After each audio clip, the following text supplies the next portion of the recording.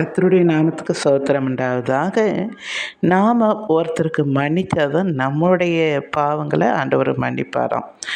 நாம் பரம்பரையில் இருக்கிற ஜெபத்தை நம்ம சொல்லுவோம் பார்த்தீங்களா? அதில் என்ன சொல்லுவோம்?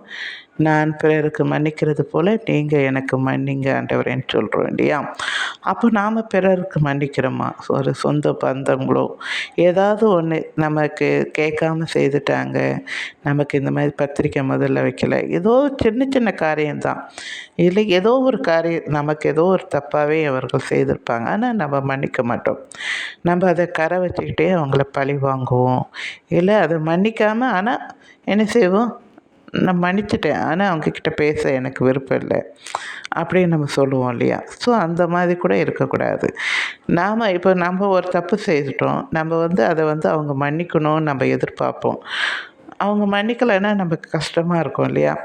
ஐயோ, இது மன்னிச்சா எவ்வளோ நல்லாயிருக்கும், நம்ம மன்னிப்பு கேட்டும் ஏன் இவங்க மன்னிக்க மாட்டேன்றாங்க, நம்மளுக்கு கஷ்டமாக இருக்கும் இல்லையா? நாம் பிறர்கிட்ட நாம் என்ன எதிர்பார்க்குறோமோ அதை நாம் மற்றவங்களுக்கு செய்யணும். ஒரு அன்போ மன்னிக்கிறதோ ஏதோ நாம் ஃபஸ்ட்டு என்ன செய்யணும்? முதல்ல கொடுக்கணும். அப்போ தான் ஆண்டவர் என்ன செய்வார்? நம்முடைய பாவங்களை ஆண்டவர் மன்னிப்பார். சரிங்களா?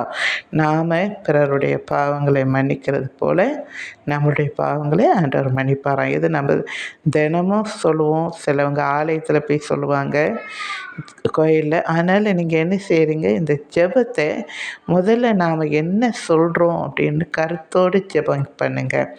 ஏதோ ஆண்டவர் சொல்லி கொடுத்தாருன்னு ஜெபம் பண்ணாமல் இதை எப்படி ஜெபிக்கணும்னு கற்றுக்கிட்டு அதை நாம் நிறைவேற்றுறோமா அப்படின்றத பார்த்து நீங்கள் ஜெபிங்க. சரிங்களா? நாம் மற்றவங்களுக்கு மன்னிக்கிறவர்களாக இருக்கணும். நன்றி.